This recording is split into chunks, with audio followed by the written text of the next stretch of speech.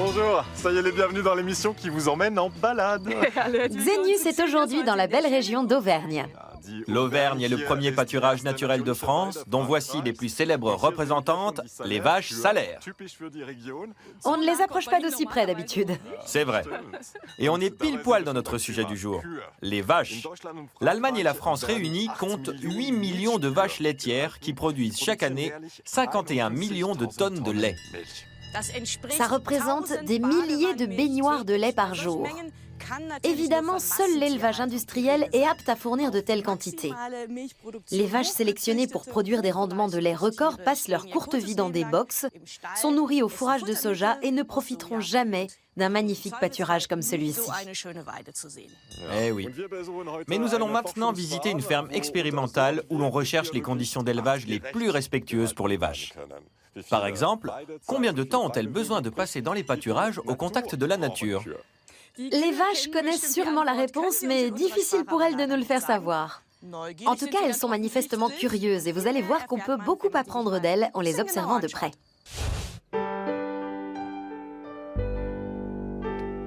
Les vaches seraient d'une nature tranquille, voire paresseuse. Et pourtant, elles ne se contentent pas de regarder passer les trains. Dotées d'un appareil digestif ultra performant, ce sont les championnes de la production laitière. Malgré la position latérale de ses yeux, la vache ne voit pas le fourrage qui est sous son museau. Sa vue possède des angles morts et tout lui apparaît flou, son environnement comme son éleveur.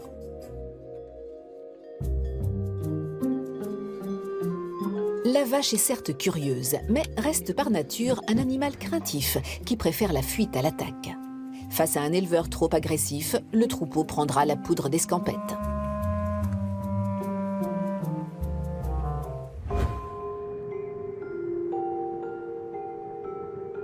Mais son caractère s'affirme quand elle met bas. Ce veau vient tout juste de naître. Sa mère est épuisée physiquement et nerveusement. Seuls les familiers sont autorisés à venir saluer le nouveau membre du troupeau. Si un étranger s'approche de trop près, la mère défendra instinctivement son petit.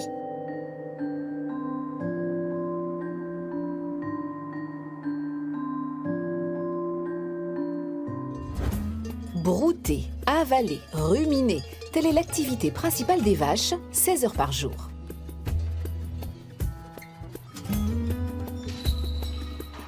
La vache n'a pas d'incisive supérieure, mais possède une langue gigantesque qui lui permet d'enfourner sa nourriture dans la bouche.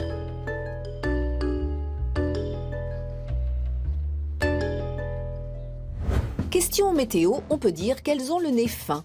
À l'approche d'une averse ou d'une chute de neige, elles se mettent à manger plus, sans doute pour se protéger contre une éventuelle période de vache maigre.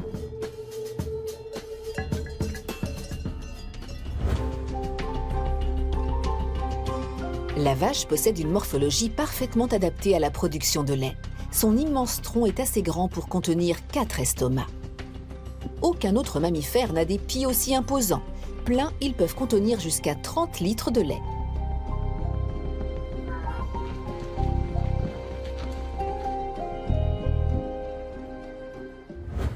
Pour marcher, la vache s'appuie sur ses onglons, des sabots tout fins mais solides et stables qui peuvent supporter un poids dépassant souvent la tonne.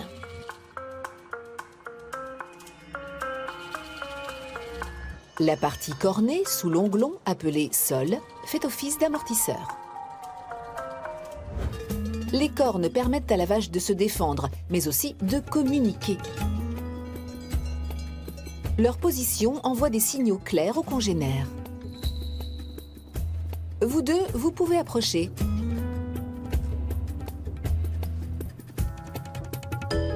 Celle-ci a sans doute envie d'un câlin.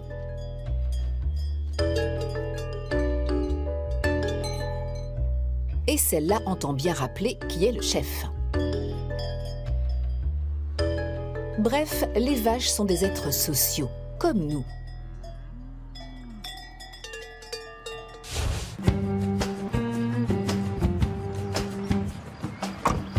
Nous sommes maintenant dans une ferme expérimentale de l'Institut national de recherche agronomique où les éleveurs tentent de concilier des exigences telles que le bien-être des vaches, la protection de l'environnement et la rentabilité. Alors voici. Bonjour. Bonjour. Bonjour Pierre. Vous êtes spécialiste du comportement des animaux ici à l'INRA. Est-ce que vous pouvez nous dire comment est-ce que nous, il faut qu'on se comporte tout de suite quand on va emmener les vaches sur le pâturage? Ça va être très très simple. En fait, nous allons laisser passer les vaches. Elles connaissent par cœur le chemin. Elles n'ont qu'une envie, c'est d'aller retrouver la pâture. Donc le principe, pas trop de mouvements brusques. Et puis un peu le bâton parfois pour guider. Okay. Donc wow. C'est votre tour maintenant. Montrez-nous. Ah, alors nos stars sont en train d'arriver. Ah, Unsere Hauptdarsteller kommen an. Voilà. Bonjour. Elles sont belles. Hein. Bonjour. On les touche pas du tout avec non, le bâton. Non. D'accord, j'aime bien ça.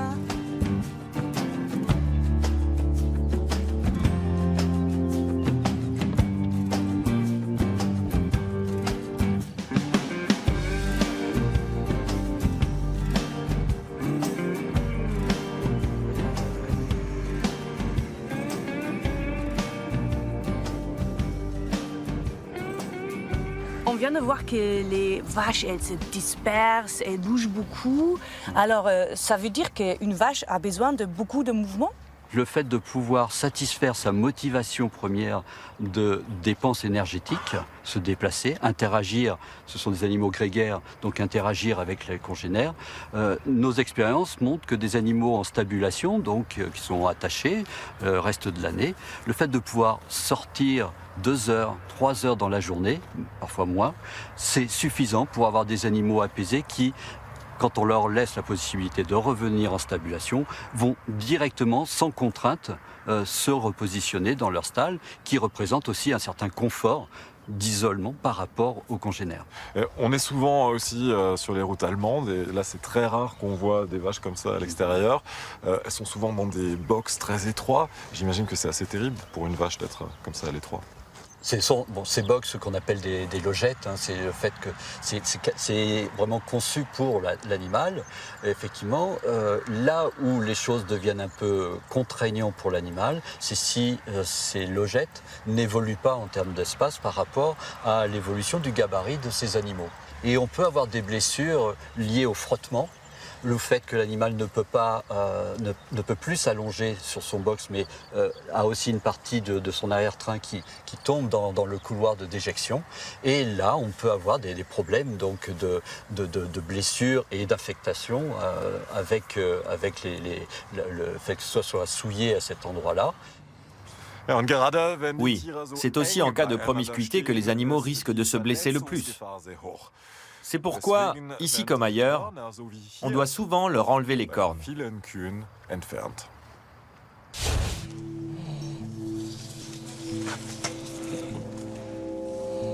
Ce veau, né il y a 15 jours, se fait enlever les cornes. Aucun éleveur ne réalise cette opération de gaieté de cœur. Pratiqué dans de nombreux pays, l'écornage par cautérisation obéit à une raison principale. Les cornes sont dangereuses. Il y a des situations où les animaux risquent de se blesser entre eux avec leurs cornes, notamment quand ils sont les uns sur les autres. Par exemple, quand on distribue le fourrage et que les animaux ont très faim, ou quand ils reviennent des pâturages, qu'ils ont soif et veulent tous boire en même temps. Ils se battent alors pour arriver le premier à l'abreuvoir. Conséquence de la cohue, hématomes et blessures au pis. Les humains ne sont pas non plus épargnés. Depuis une vingtaine d'années, les bovins peuvent circuler dans leur étable plus librement qu'avant. Une liberté qui augmente les risques, d'où une pratique de l'écornage de plus en plus répandue. Dans cette ferme, conformément aux normes relatives au bien-être animal, on anesthésie les veaux avant l'écornage, ce qui leur évite des douleurs considérables. En Allemagne, le Land de Rhénanie du Nord-Westphalie a été le premier à appliquer ces normes. La perception de la douleur chez les veaux est la même que chez tous les autres vertébrés, l'homme y compris. Peu importe que l'animal soit jeune ou vieux, ça n'a rien à voir avec l'âge. Cette sensibilité est entièrement développée à la naissance. C'est pourquoi il est important de se conformer aux normes relatives au bien-être animal et d'endormir la douleur lors de l'écornage.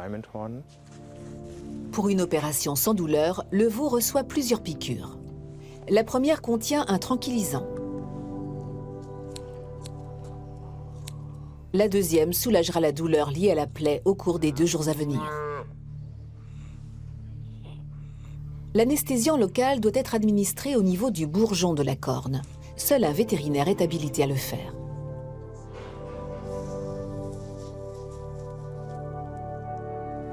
Puis on cautérise les veines du bourgeon afin qu'aucune corne ne puisse plus pousser.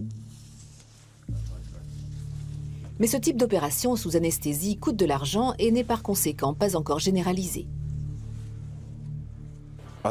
Du point de vue vétérinaire, la nouvelle loi sur le bien-être animal a un gros inconvénient, puisqu'il est toujours permis d'écorner les veaux jusqu'à leur 6e semaine de vie sans anesthésiant. L'écornage par cautérisation n'est cependant pas la seule méthode pour protéger les animaux comme les hommes. Dans l'étable à côté, l'éleveuse bio Anja Auswald a recours à une alternative étonnante. Des amortisseurs en forme de boule. Ça, c'est une colle. C'est une colle que j'utilise pour fixer les boules sur les cornes. Comme vous pouvez voir, cette bête est immobilisée, tandis que les autres sont en stabulation libre. Pourtant, il n'y a pas de plaie ouverte, parce que les autres bêtes ont déjà ces boules sur les cornes. Nous avons observé les animaux et recensé les blessures qu'ils s'infligeaient les uns aux autres. Et nous avons constaté que lorsque les animaux portaient des protections aux cornes, ils ne s'infligeaient pratiquement aucune blessure. Troisième solution pour augmenter la sécurité, la plus en vogue actuellement, sélectionner des bovins sans cornes. L'avantage des taureaux homozygotes sans cornes, c'est que nous avons la garantie que leurs descendants naîtront eux aussi sans cornes. Grâce à la semence de taureaux génétiquement dépourvus de cornes, celle-ci pourrait définitivement disparaître des étables d'ici 10 à 20 ans. Anja Auswald répugne à ce type de sélection génétique, mais le choix est cornélien. En agriculture bio, on se met aussi à sélectionner des bovins génétiquement dépourvus de cornes, parce que sinon on a de grosses difficultés à vendre nos bêtes. Du coup, je me dis qu'il vaut mieux que les animaux n'en aient pas. Personne ne veut acheter d'animaux à cornes pour son élevage. Et ça me fait mal au cœur d'entendre quelqu'un dire « alors je vais devoir lui couper les cornes ». Ces vaches à cornes appartiennent peut-être à une espèce en voie de disparition. Celle-ci en porte, celle-là non. Une représentante de ces nouvelles vaches laitières conçues sur mesure pour les élevages du futur.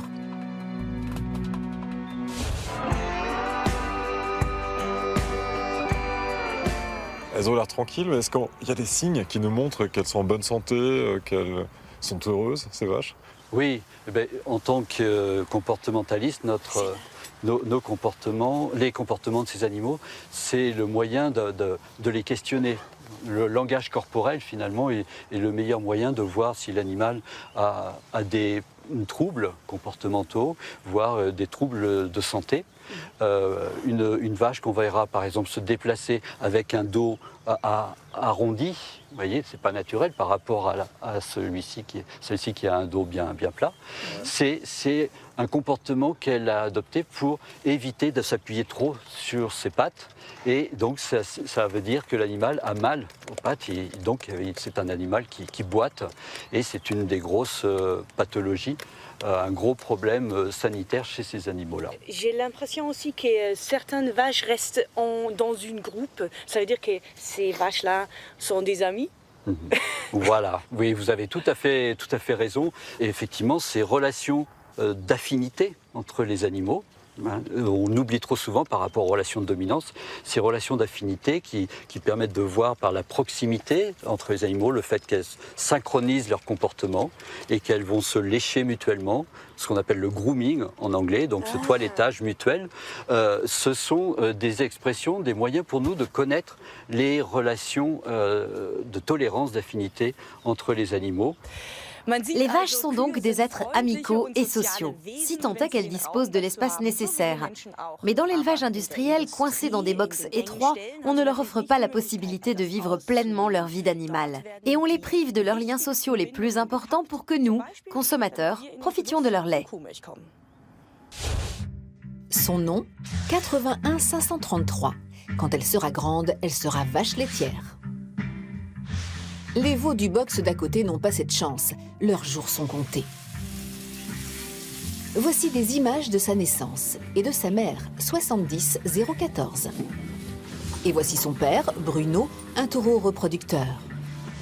Son père et sa mère étaient-ils amoureux? Leur union a-t-elle été romantique? Pas franchement. Chez les vaches, l'amour n'est pas dans le pré. Pour fournir 30 litres de lait quotidiennement 10 mois par an, la vache 70014 doit régulièrement donner naissance à un veau. Le petit veau reçoit 7 à 8 litres de lait maternel conditionné en biberon. Interdiction absolue pour lui de boire au pied de sa mère. Hygiène oblige, le lait issu des pies auxquels ont bu les veaux ne peut pas être commercialisé.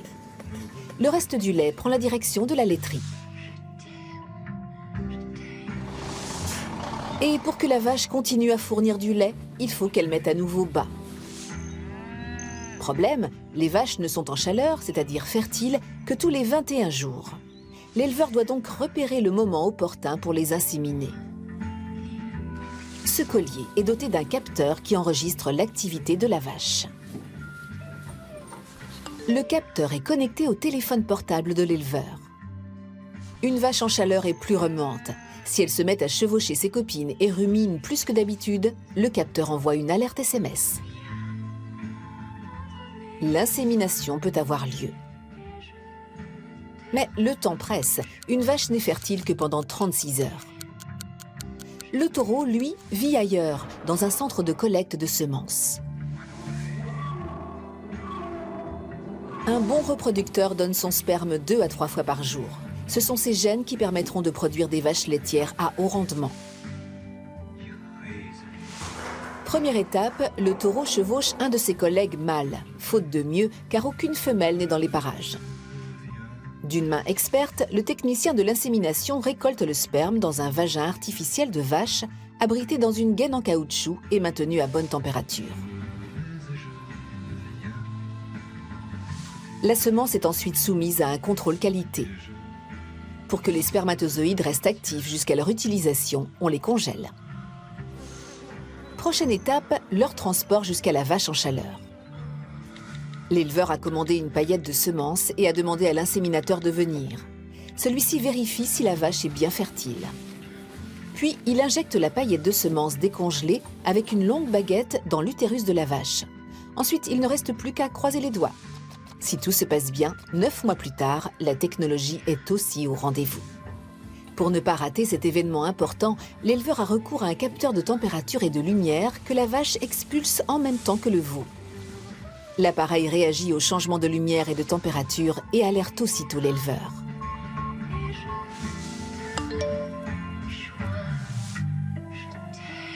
Le veau n'a guère le temps de profiter de l'amour maternel, puisqu'il est immédiatement séparé de sa mère et placé dans un box. Et dans 2 ans et demi, ce sera au tour de 81 533 d'être inséminé.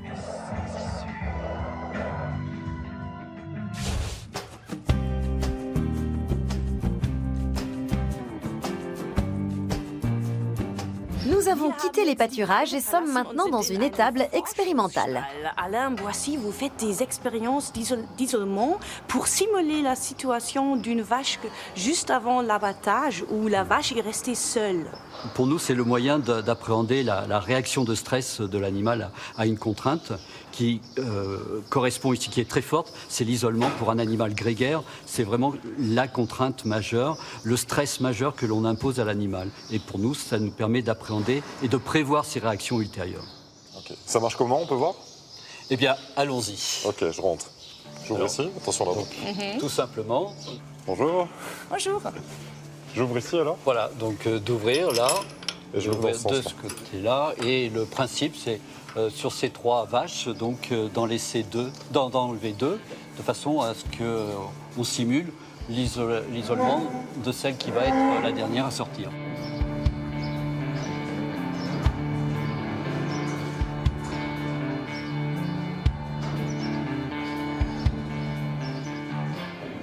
La blanche peut rester là. Oh, elle est stressée déjà. Hein? Non, c'est le déplacement, voilà. Et donc on empêche maintenant. Non, c'est ce panneau qu'il faudrait. Ah, celle-ci, il faut fermer, ok. Voilà, et donc on va empêcher la dernière de suivre ses copines en quelque sorte. Donc ce qui n'est pas du tout naturel pour elle, qui est un follower, qui est un suiveur. Et vous voyez la posture, les oreilles sont orientées vers là où les 2 autres sont partis. Il y a donc une réaction ici de vigilance. C'est le fait de voir ce mouvement de queue qui est une certaine agitation. J'imagine que tous ces tests de stress, vous les faites pas seulement pour les beaux yeux de la vache, mais aussi parce qu'il doit y avoir des conséquences, peut-être sur le goût du lait, le goût de la viande, une différence de goût. Première réponse, si on fait ces tests-là, c'est d'abord une question éthique, de façon à connaître quelles sont les contraintes et de façon ensuite à proposer des stratégies d'élevage qui évitent d'imposer ces contraintes. Deuxième réponse, c'est effectivement, dans le cas de simuler le stress à l'abattage, c'est la façon pour nous d'anticiper et de corriger les défauts de viande qui sont liés à un stress que l'animal peut vivre les heures précédant l'abattage. Et donc là, ça agira plutôt sur la couleur et un peu le goût de la viande en dénaturant. Et quand on fait attention au bien-être de l'animal, au goût, est-ce que c'est encore possible aujourd'hui d'être rentable ? Oui, c'est possible, à la condition que toutes les parties prenantes s'impliquent, que ce soit l'éleveur, on lui demande déjà beaucoup, et il fait déjà beaucoup, mais aussi les industriels et les consommateurs qui acceptent parfois de payer un peu plus cher leur produit animal à partir du moment où ils ont une certaine garantie que le bien-être, le confort de l'animal est respecté dans les conditions d'élevage. Merci Alain. Et après, vous allez laisser la vache rejoindre les autres. Oui, ça, la première chose. Merci Dirte, merci Pierre. Merci. Les vaches ne produisent pas que du lait et de la viande, mais également du fumier et du purin, qui eux aussi ont leur utilité. Problème, leur impact environnemental est important. Heureusement, quelqu'un a trouvé la solution. La Suisse, ses montagnes, ses pâturages aux allures de cartes postales, son air pur et ses vaches. Lui, c'est Werner Schwitzer, un éleveur, et elle, une de ses 15 employés. Durant la saison hivernale, les vaches restent à l'étable et sont nourries au foin. Voici le résultat de leur digestion, un tas de fumier et un liquide brunâtre, le purin. Évidemment, ça ne sent pas la rose, mais tout n'est pas à mettre sur le dos des vaches. Car à leur sortie, les déjections liquides et solides ont une odeur supportable. Mélangées à de la paille, elles constituent, qui plus est, un engrais idéal pour les pâturages.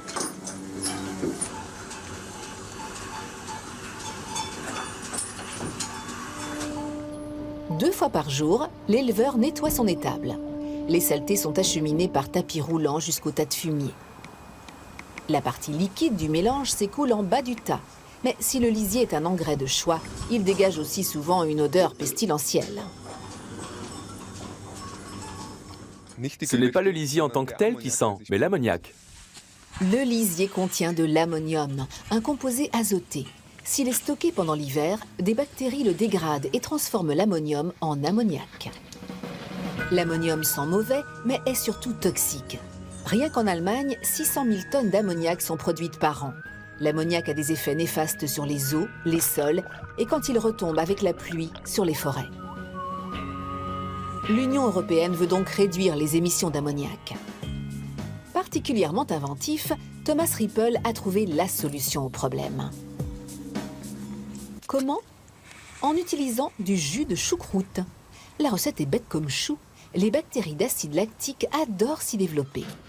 Mélangées à de l'eau et de la mélasse, ces bactéries forment un cocktail acide qui empêche la production d'ammoniac et donc la formation de mauvaises odeurs.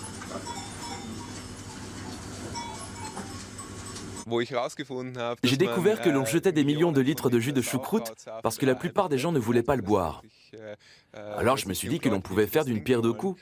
En arrosant le purin avec le jus de choucroute, on empêche le purin de se dégrader, ce qui fait qu'il ne dégage pas d'odeur désagréable. Les bactéries d'acide lactique génèrent un milieu acide.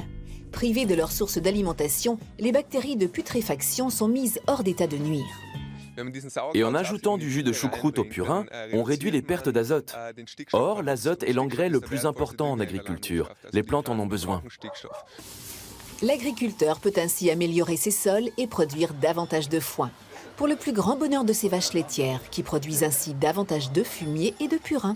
La boucle est bouclée.